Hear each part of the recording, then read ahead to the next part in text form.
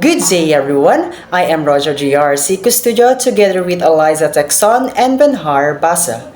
We are the new English teachers here in Zamboanga City and today we will explain what task-based language teaching or TBLT is.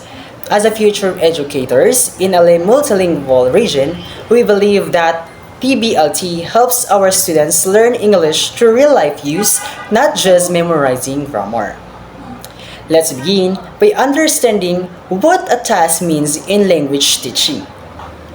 A task is an activity where learners use English to achieve a real and meaningful goal. For example, students might create an activity, announcement for a barangay cleanup, or write a short speech to welcome visitors during the Hermosa Festival. In these situations, English is used for communication, not just practice. In summary, TBLT means learning by doing. It allows students to use English for real communication and connects classroom learning to the Mindanao experience.